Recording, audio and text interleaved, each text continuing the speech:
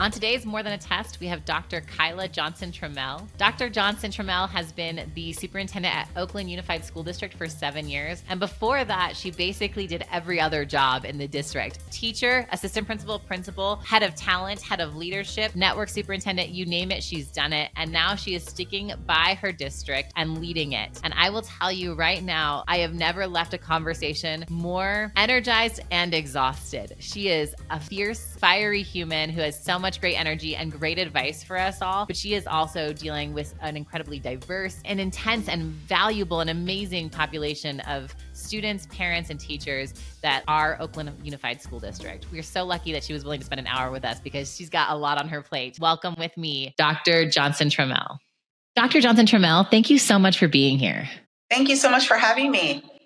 It's really exciting because you are the superintendent of Oakland Unified School District. And I think anybody who has any kind of experience in Northern California has an image of Oakland.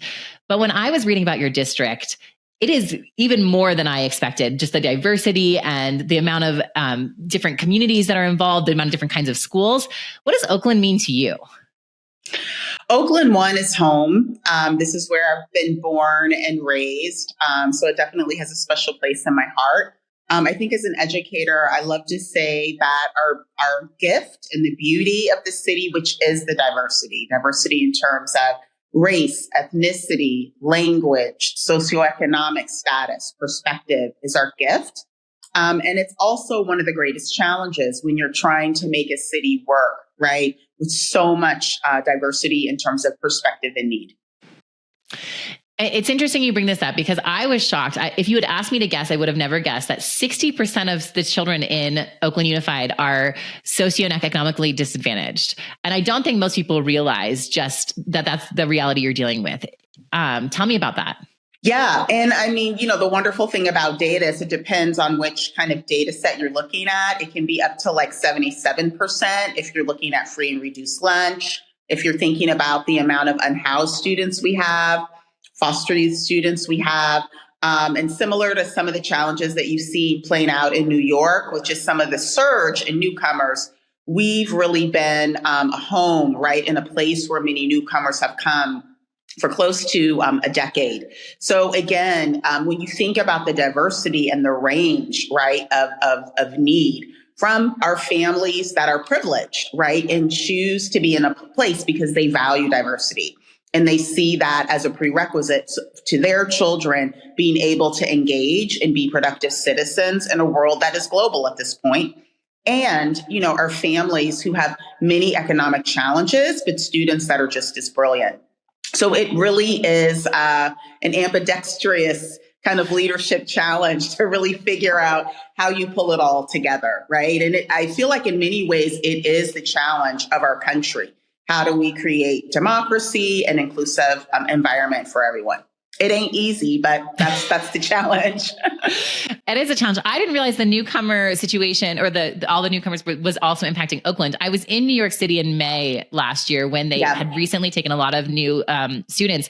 And I was in a first grade classroom with 46 kids in it because the system wasn't working out. And so kids were kind of just being thrown into classrooms. And I was supposed to be doing a training for those teachers. And I was like, here's the deal. I'm a certified teacher. For one day, I'll teach instead. Let's split the class. Like 46. Is that the kind of experience you're talking about where it's so many kids and overflowing classrooms, or what is it looking like in Oakland? Well, because we have had the opportunity and the gift of really being able to serve our newcomer students, we've really kind of in true Oakland fashion, startup fashion, have developed infrastructure. I have a wonderful executive director of our English language learner multi-achievement, we call it ELMA for short, office. Nicole Knight is her name. She's been leading this office in this division for a while. We have basically a newcomer and international community school. We actually have a couple of sites. At first, we were placing students wherever there was space. Fiscally, as we began to understand from a per pupil perspective, right? It's costing more. You're not necessarily gaining the revenue because many times kids are coming in October or November, so they may be coming after you're getting your counts. And then when you're thinking about the needs, right? Same academic needs as many other students, but some of the partnership in terms of being from a refugee community. So how are we connecting students? Some that are coming without their families, unaccompanied minors, some that are coming with, they may need legal assistance, other sorts of mental health supports if they're coming from war-torn countries. So after understanding the context, starting to build infrastructure so that we could figure out how to serve better, how to plan better, how to staff better, how to think about master schedule. We want the kids to get in ELD, but many of these kids, if they get the right support, what would stop them from being at MIT? So we don't want to create segregated schools. So we really have developed infrastructure, and we've learned that the wax and wane, because just because you might get a surge one year, there may be a decrease the next year, depending on the politics of the country. And we've done our own advocacy at the state level as well. So you mentioned something interesting, and I'm not, people who are not educators might not realize that, like, there's a count day, and then that number of students in your district on that day is the money that you get from the state. That's right. That's how we're funded. And so when right. children come later, which they often do, you are accepting a child, you are going to educate that child, you're going to provide resources to that child, and you're not going to get funding because that money has already been doled out. How are you feeling? How does anyone fill that gap? How do you possibly serve the needs of a child when you can't get those funds from the state because the date has passed? I would say the same way you've got maybe families that are, living lean, and you're still figuring out how you keep shelter and how you make sure that your kids feed, right? It's scrappy, you're innovative, you're creative. We've had a wonderful partnership with Salesforce as an example, close to a decade. It's been focused mainly on middle schools, but one of the areas within middle schools has been our newcomer population. And so being able to have long-term, I'm a big believer in long-standing, meaningful partnerships, right?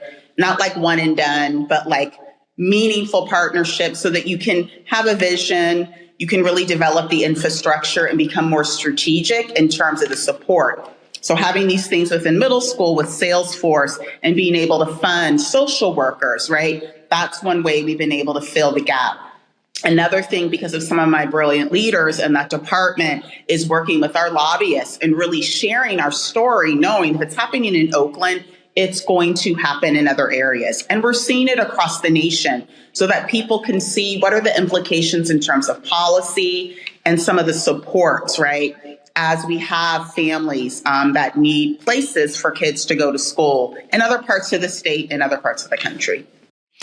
I feel like you say it with such confidence and like a calm, which is probably why people love you as a leader. But like the reality of what you're talking about, of lots of children coming in, not having the funding, being able to have long-term partnerships with companies like Salesforce is no small feat. So just kudos to you for like the energy you bring to it, and that this idea of being like entrepreneurial is so valuable. It's surprising. It's lovely to hear you talk about being entrepreneurial. You're in Northern California. That makes sense. But I'll be honest, when I was reading about Oakland, a theme continued to come up in every single article. And I'll give you an example. I was reading an article about the early start in Oakland. Like parents were complaining about like kids were going to school too early. And the article was about how the start time is a negotiation between the district and the teachers union. And this is the theme I saw over and over again. The teachers union is a big player. So you're entrepreneurial and also dealing with a less than entrepreneurial organization that sometimes, teachers unions are a little bit old school or whatever. Tell me about that relationship and that experience, because I do think it's somewhat unique in Oakland, or at least the emphasis is pretty unique. Yeah, I would say, one thing to understand Oakland really well is our roots are activism, right? Our city is really grounded and rooted in activism. When you think about, right, Black Panther Party, and a lot of their work is what spawned what we now take for granted as our free and reduced lunch program. The genesis of that actually is from the Black Panther Party and a lot of what they did to actually feed kids. There's a lot of ideas from that that our government was like, you know what? We should actually do that. And so in terms of trying to get anything accomplished in Oakland, it's usually spicy, so you just have to kind of know that, right? It's always theatrical. You just have to own that. But back to the diversity being the beauty and the challenge, you just have to develop that skill set as a leader where you have to listen to multiple voices. And our labor is one of those voices, right? And I think when you look at across industry, particularly with a lot of the strikes that you see going on, we have to figure out how we deal with economic inequality. right? We have to figure out like how we adjust to preparing people for this workforce that's just changing at an exponential pace with what we're seeing with technology. And so we have to be inclusive. We have to have dialogue. I'm a big believer that partnership isn't just with people that think the same way as you. It's about how you create that divergent space. So is it easy? No. Is it stressful? Yes. But we can't become the country we all want to be without kind of going through, right, this struggle and growing pains of like, who do we want to be when we grow up? If we say we want to be an inclusive, environment, we want to make sure we have a competitive workforce for the jobs that are going to be available. And labor is a part of that. And I do think labor needs to evolve, but so do our systems. Our public school systems need to evolve as well. Is that why you lead in Oakland? Because I think that I am sure there are moments where you have thought somewhere else would be easier, right? Where like the superintendent has a little more power, the district, I don't think that it's common that you'll see in articles in every district where it's like, the district and the union have to negotiate the start time of the day. Absolutely. And so is that why you've chosen, is that you actually believe in this methodology? Because it seems really intense to me and stressful. Well, it's definitely both.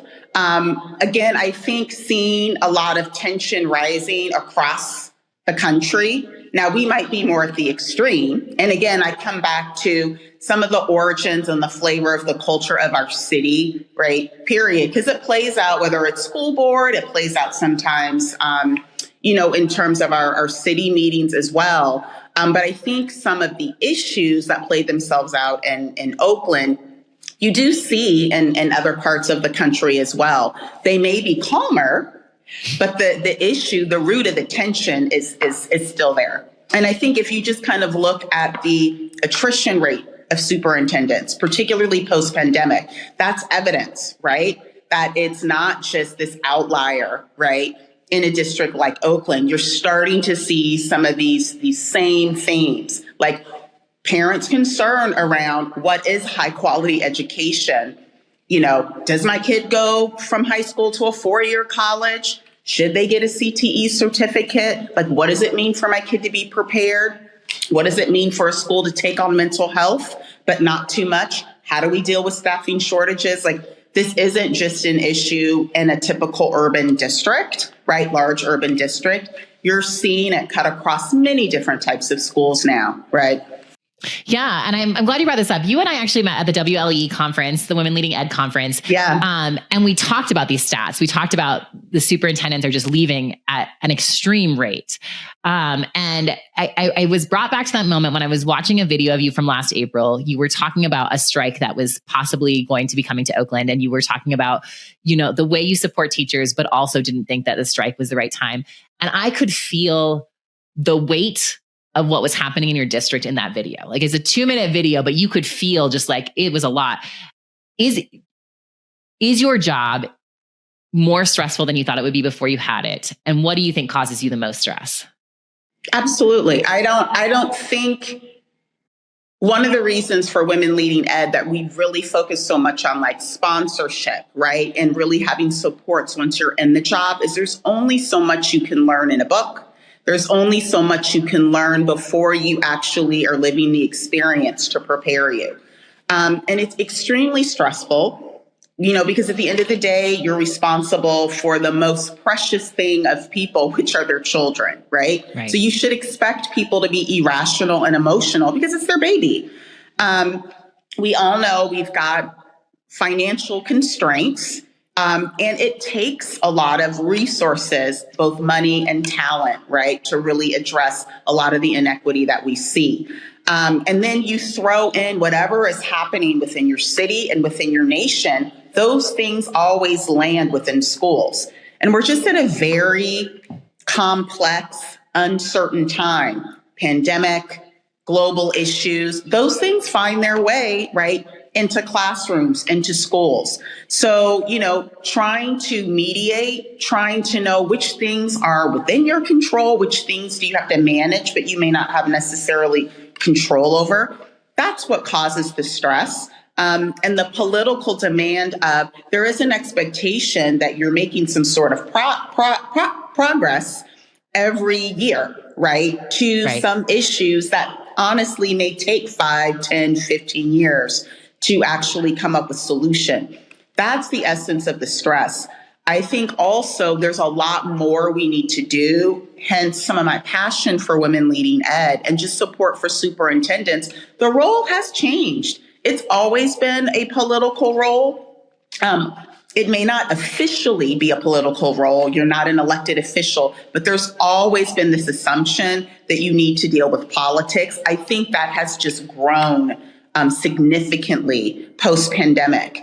And I think there's more that we need to do to prepare folks for what it means to deal with it, to manage it, and manage it in a way where it's not crisis, right? Where you can see the forest from the trees and you can begin to use the constituents in your respective community to actually help you, right? Because the school cannot do it alone. The teachers, the principals, the school system, these problems are so much bigger than the system. That is why, for us, we're a believer in community schools, but whatever manifestation of partnership becomes essential, so that teachers can stay, principals can stay, all of those sorts of things. So my question was, the question I'm asking, because I feel like this keeps coming up, is that, superintendents and districts are measured in exactly what you said. Year over year, you have to show growth. You have to show that you're getting better. And at the same time, you have teachers going on strike. You have kids coming from all over the world with a whole set of issues or resources or not. How do you continue to make progress? Where have you seen progress? And then also put out all of these fires? Well, I think it's probably fair to say that I don't think we definitely aren't showing the progress that I would like to see, or I imagine any large urban district or any school system, right, would like to see yet, because we don't really have a proof point of a system, not a school, but a system where it's like, oh yeah, we've eliminated the opportunity gap. Doesn't matter where a kid comes from, everyone's reaching proficiency. So I think for systems, you absolutely need to have metrics around absolute growth and absolute proficiency, right? Whatever that standard is. And I'm intentionally using the word whatever, because I think where we are in terms of the workforce, there are other things we always need to measure literacy and numeracy. And, I'm becoming maybe a fan is a bit too extreme, but very curious about the implications of artificial intelligence and just technology and the implications for what is teaching and learning. What does it mean for teaching and learning?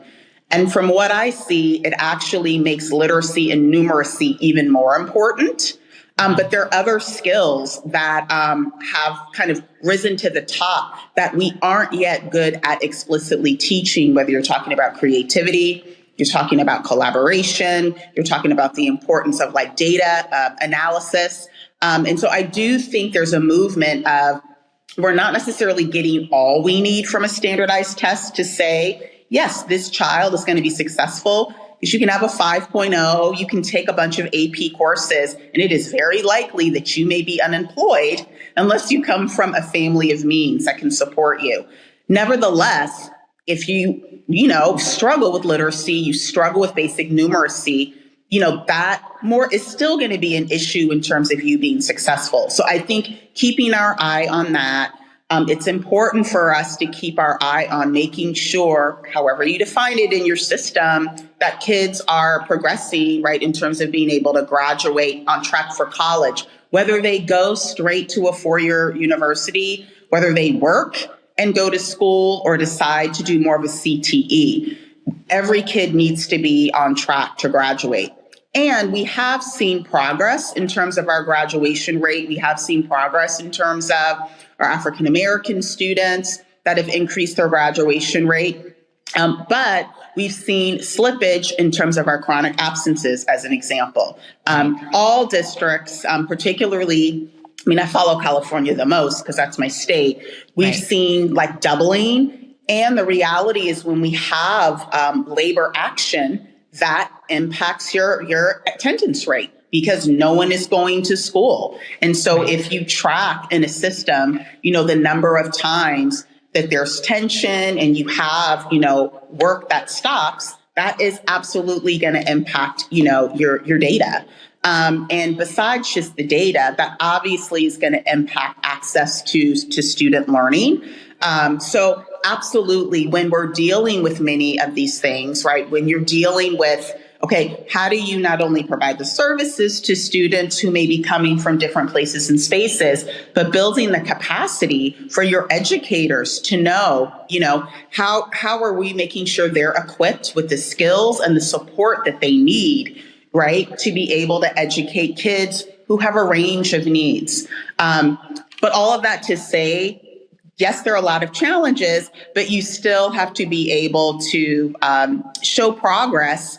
Even if you're not receiving the level of progress that you want to see on a yearly basis.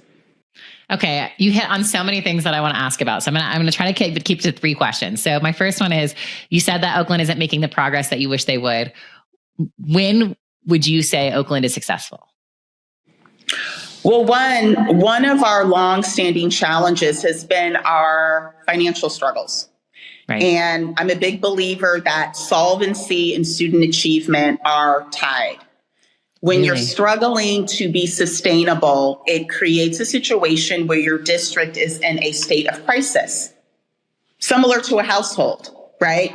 It's hard to think 3 years in advance if you're constantly worried about, can I pay my bill? Am I going to have rent over? Am I going to be able to pay for rent? We've made significant progress from being in that state, but it is no secret, right, that from an infrastructure standpoint, for the number of students that we serve, we have more schools than we need. That has been a huge point of contention. We've made some progress in that area, not as much as I would like, right? And that has implications in terms of the level of investment that you can provide to each school, which gets into your student achievement. Do you need more support in your schools around literacy? What is it that teachers need? It's huge in terms of competitive salaries. The Bay Area is extremely expensive. Housing is a huge issue. Every year we have teachers who want to come. They start looking for a place to live. I can't make it work. They go somewhere else. We hear that from our teachers, a lot. The job has become harder after the pandemic. And so as much as we need to focus on the students, again, back to partnership and partnering with people who think differently, I still listen to my teachers even during the strike. And there are some things we cannot ignore. Teachers didn't come in knowing how to support kids in mental health. That is a skill set. All of that can't be put on the teacher, although we know the mental health piece is huge, right? There has to be support for that. Like, what does that look like to invest in that at scale? Are we still expecting one teacher, whether it's 20 kids or 10 kids or 30 kids, to do all of these different things for kids that are in very different places after the pandemic? And so do we need to rethink the model of, is it one person or is it a village, right, that's really supporting all the different needs? How do we continue to have a system where we're customizing more, so we're not relying on just one person, right, to be the everything, right, for kids to be successful? Okay, well, you kind of mentioned AI, and then you're talking about customization and a village. And so I have to ask, I read an article this week and it said something along the lines of we will see more change in education in the next 5 years than we have in the last 500 or something. Mm-hmm. What do you think about that? What do you think about technology being part of that village and filling some of the gaps that teachers are trying to fill? Well, it's already happening if you watch kids. Right. I'm having conversation with my own kids about ChatGPT.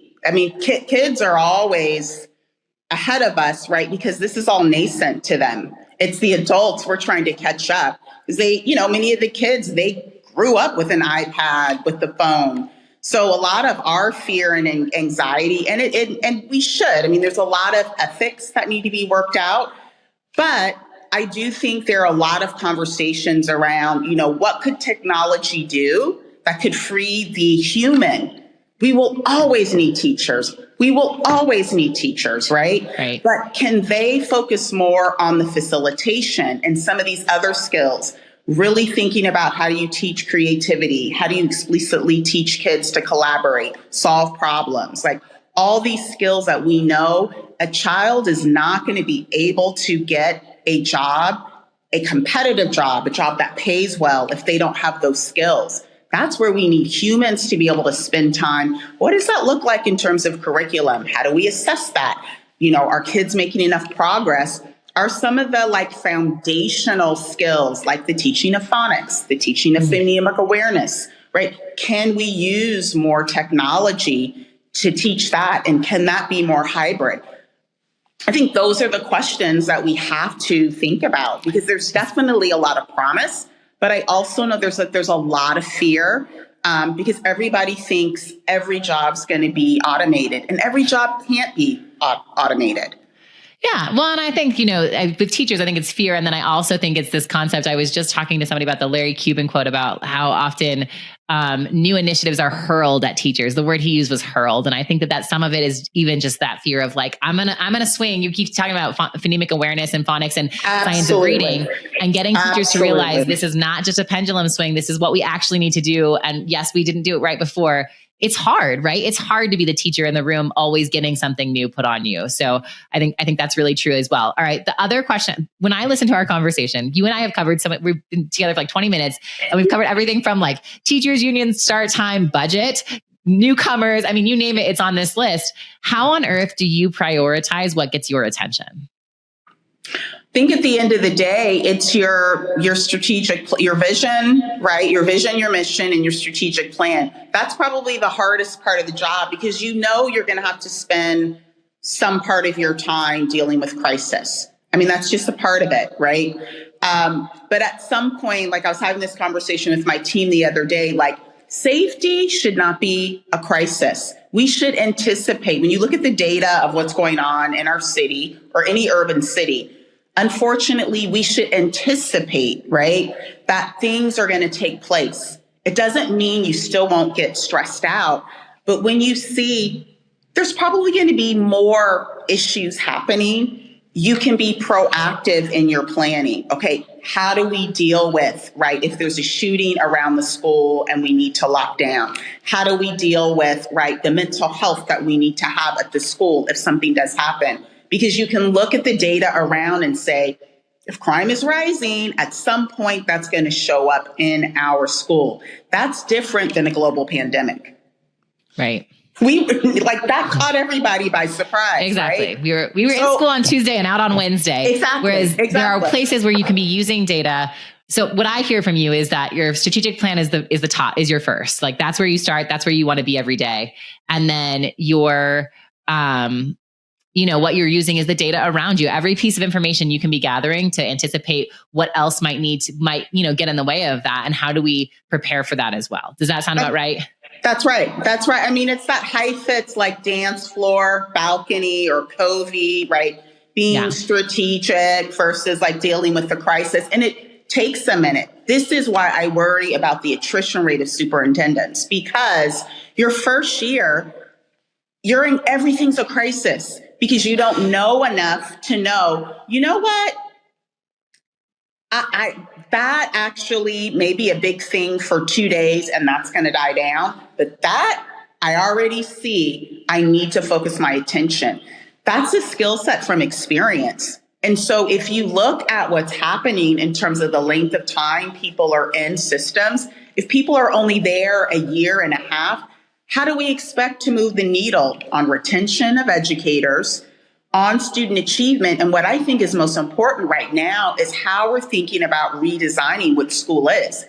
Right. That's not going to happen if people are leaving because they're like, I can't deal with these politics. I don't know how to manage. And so that is, I think, really important. It is that ambidextrous component of leadership where you're going to have to deal with crisis. I think there's a continuous improvement component of you do it, how do you get better, your muscles so that you can respond in some ways automatically without it taking so much of the cognitive load of your system, so that you can spend, I always say 2/3. If we can spend 2/3 of our time on our strategy, right? For us, it's the Wow. literacy, empowered grads, joyful school, diverse and stable staff. I'd love to spend 85%, but I know I have to, work on our governance structure. There are going to be things that are happening in the city that are going to take your attention,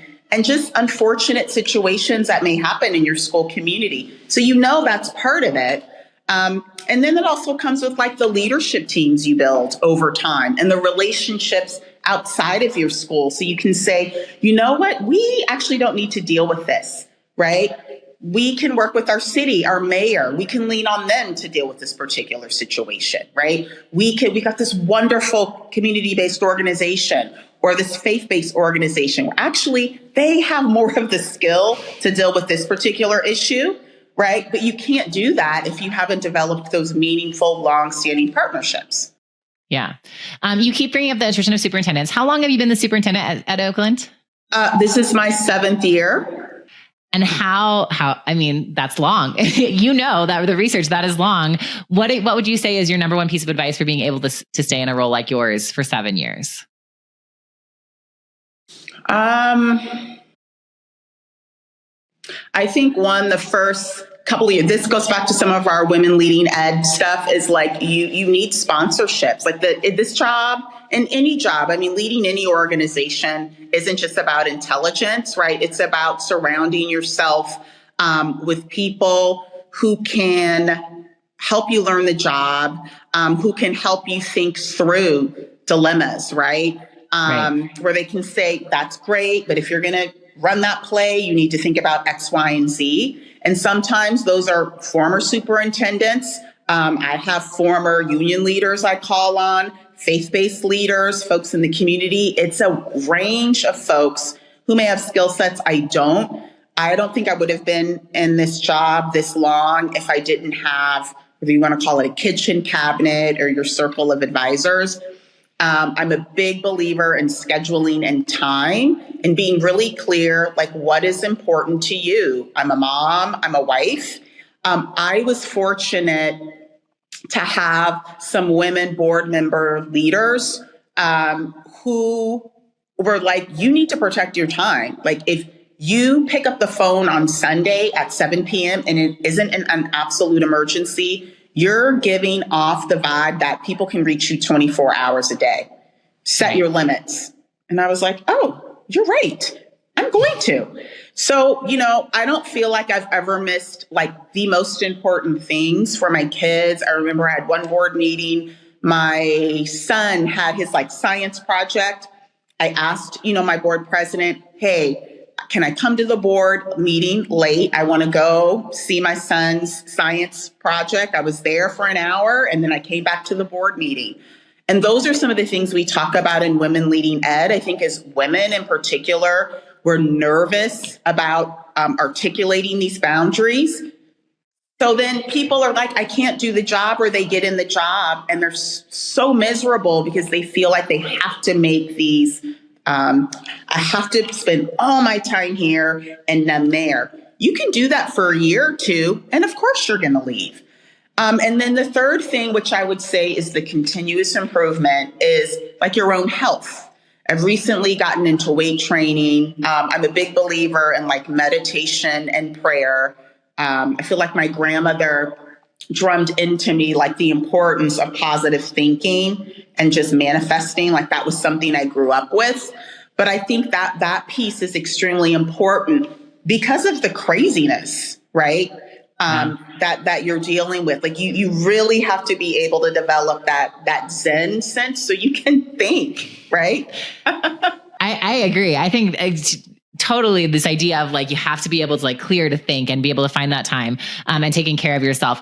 I love all of your advice, but I'll be honest, I have a different hypothesis. When I was going through your biography for this, I could not believe all the roles that you've had. You've been a teacher, an assistant principal, a principal, the head of talent, an assistant superintendent of leadership, a network superintendent, an interim superintendent. I mean, you have done so many roles. And I wonder if some of your ability to be strong and stay in the job is you've seen so much. But I have to wonder, do you think that this is typical for someone to get to a superintendent, is that it takes doing 1,000 jobs beforehand? Because I don't. What is your experience? No, because for all of those roles, the irony is because I took over the district and we were literally going to be taken over, the area of that I didn't have experience in because I was on the academic side, which is what the research shows, women typically if they get into this role, we're Right. coming for the academic side. But we actually were chief executive officers. I run a $1 billion organization between the state money that I fundraise, my facilities bonds, parcel taxes. That is what I had to learn. And if I could have, knowing what I know now, I would have ensured that I had some more financial experience before I got here. And again, back to my kind of group of advisors, I had folks in, Department of Finance, other folks. I mean, I literally was like learning how to read financial reports, what to look for. How do at one point when I had to make some changes in our operational side, I was learning about the bond market so that I could get our facilities bond passed. And those things are crucial for you to be able to stay in your job and do the work.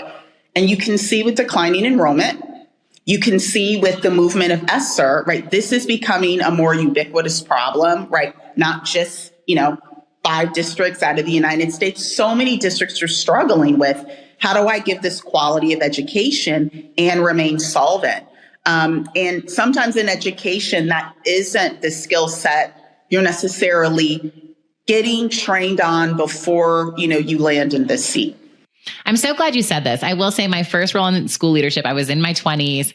And I remember being shocked when the school's budget was just of a very large school, was just all of a sudden mine. And there was no help. There was no, I was okay, lucky. Manage it. Right. I was really lucky that my husband was a finance person and was willing to help me through that because I had to learn it all on the ground by myself as I was over, everyone's pay. And so I'm so glad that you say that. But I want to make sure that we've also said that, yes, you run a $1 billion organization, but I work at a private company, right? And so when we need more money, we go do more sales.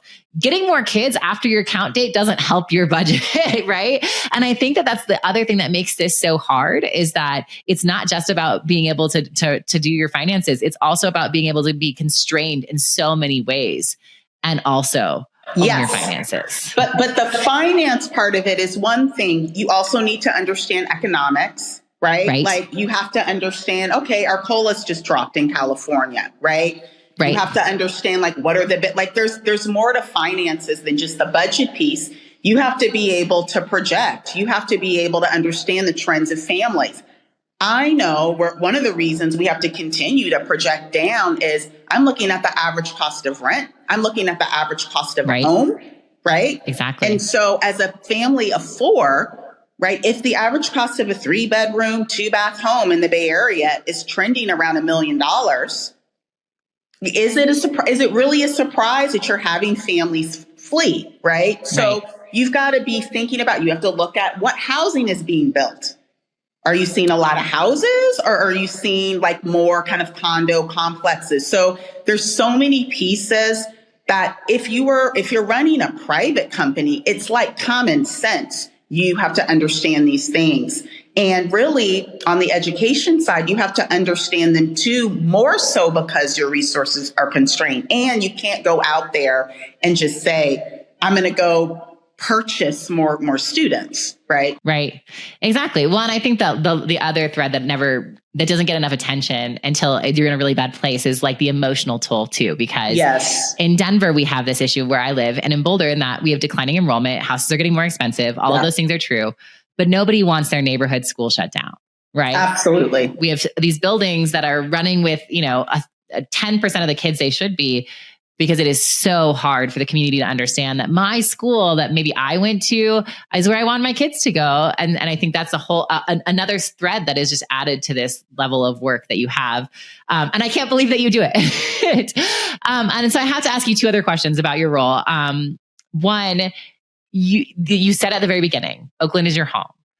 And I remember being a kid, and my dad was the principal of the school that I went to, and that like all my friends went to. And like we'd go to the grocery store, and people would be like, "Oh my God, the principal's at the grocery store," which I'm sure is even more so for you. And I'm just curious, do you think it is harder or easier, or like what's unique about leading in your home? I think it's the best of both worlds, and it's the worst, right? I mean, I feel like I get a lot of qualitative data when I'm just out and about, right? Sometimes I get the data when my kids' friends are over and I'm not doing anything. I'm making pancakes and bacon and I'm just listening to them talking. Sometimes they're talking about things that haven't gone well or just like their experience. I can just glean stuff. If I'm at, a basketball game or a dance function for my kids. And I just was in a parking lot yesterday, a couple of days ago. And I had a parent who I just found out was trying to be a sub. And I got a whole bunch of data about like our onboarding system and some of the challenges with the California Teaching Commission, right? Listening to, some of the challenges she was having in terms of like getting all her paperwork done. So those are like the pluses. They're very organic, but I get a lot of information in an informal way, right? Because of relationships. Obviously, the disadvantage is when I have to make hard decisions or controversial decisions. I will hear the business about that as well. But that all comes with it, and I think that comes back to like your practices of self-care, right? And routinizing those and being somewhat dogmatic and disciplined about those. I will say one huge advantage, I think, of this crazy job is you quickly have to get clear on who you are as a person and your values. And for me, that's a blessing, right? You develop thick skin and you're not in this to make friends. I mean, you're not trying to make enemies, but you're trying to do your best to make the best decisions now that are going to make long-lasting impact, right, for the system and the students and families. And that's not going to always make folks happy. And you have to go through your journey of being okay with that. Okay. Well, in your home, you have been awarded as one of the 100 most influential women in San Francisco. Is that right? That you were on that list? Oh, yes. Does it feel like that? Does that how it feels to you? Do you feel like you're this influential woman, or does it feel like you're just doing the day-to-day and trying to keep schools running? I think I felt more like I was doing the day-to-day and trying to keep things running my first couple of years. I definitely feel like I'm at a place where I'm a bit, I do worry about, and this is private, traditional public charter, just in terms of,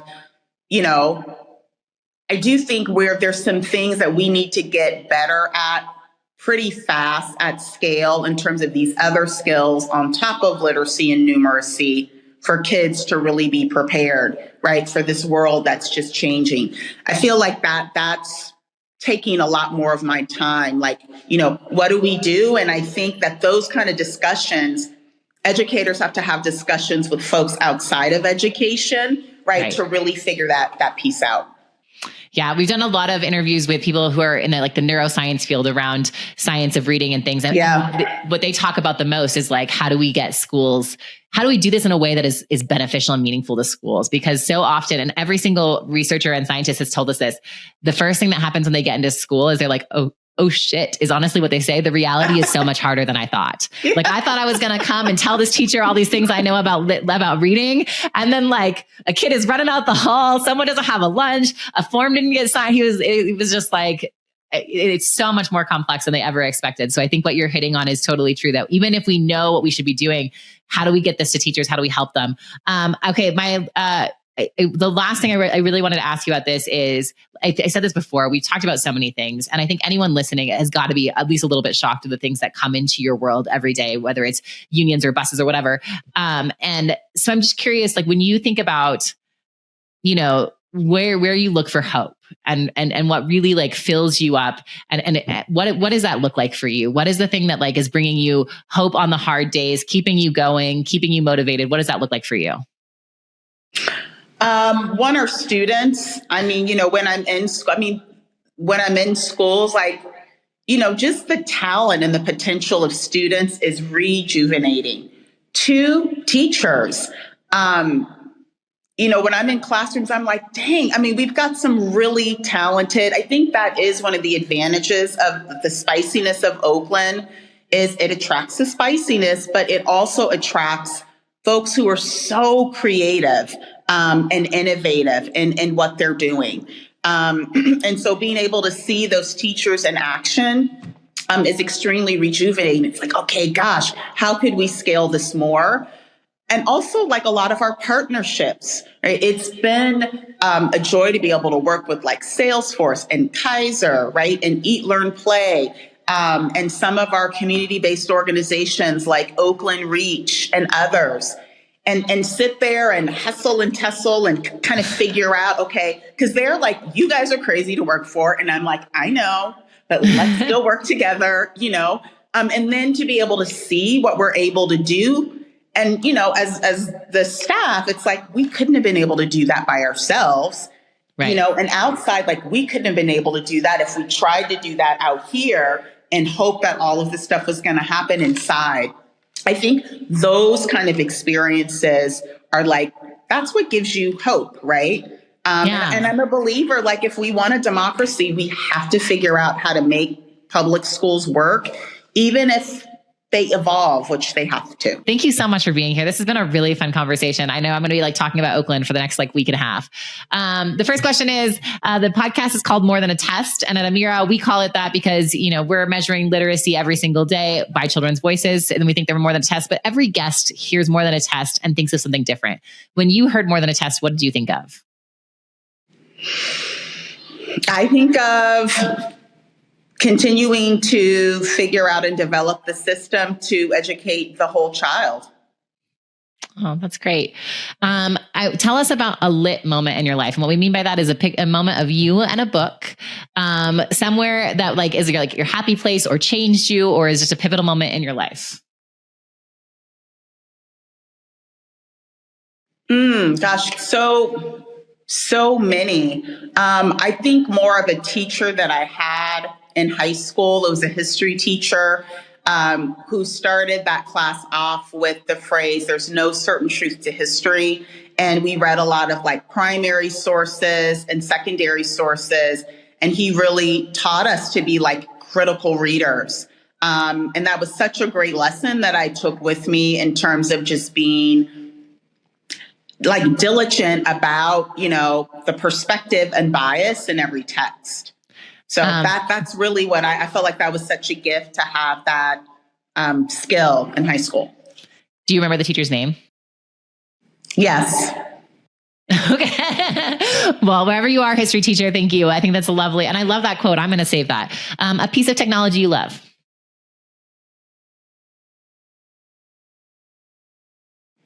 I think my phone and just video. I mean, I have teenagers. They're like, Mom, stop taking pictures. I'm like, smile, let's have a selfie. Or I need to just get video of the basketball game or the dance performance. So that's my favorite piece right now in this stage of my life.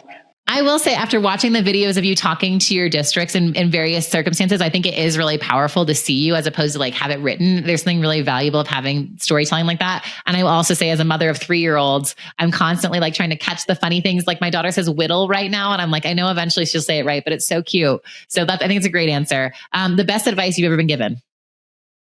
My grandmother, you have 2 ears and 1 mouth for a reason.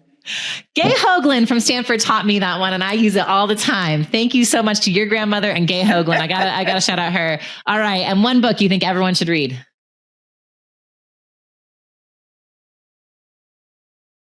Oh God, that's such a hard one.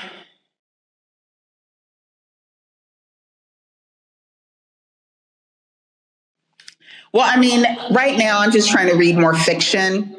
Okay. I just have gotten off of reading fiction. So one book I've read recently that I liked was Dele Weds Destiny. It's just like a book about like 3 Nigerian women, and they met in college, and then they reunited, I think like 30, I don't know how many years later, for one of the friend's daughter's wedding. And that's like the whole story. So I feel like me trying to read fiction more is my way of tapping into my creativity. And I try to do it right before bed to kind of get my mind to settle. So I love that. I, one, haven't read the book, which is rare on this show, so I'm definitely going to pick it up. And then 2, I would say, I like to read fiction right before bed too, because then my dreams are like that instead of work. It's like whatever the book was instead of what I should be doing for work. So I think that's a really good piece of advice. Yeah. It's something I picked up during my sabbatical, and I was like, I know I'm not going to be able to read as much, but even if it's just like 5, 10, 15 minutes, it makes a difference. It does make a difference. And I think fiction is really an underappreciated, super important way to find empathy, connect with other people. It's so important. So thanks for bringing it up. And thank you for being here. This has been a great conversation. You're obviously super busy. The 1,000 things we've covered in this conversation is what your real life is. And so it means so much that you made time for us. Thank you so much. Thank you. Take care. Thanks for joining us on the More Than a Test podcast. If you found this conversation valuable, subscribe to our YouTube channel and find us on your favorite podcast platform. At Amira Learning, we believe every child deserves a chance to become a reader, and we're excited to be part of this conversation. See you next week, and thanks for joining.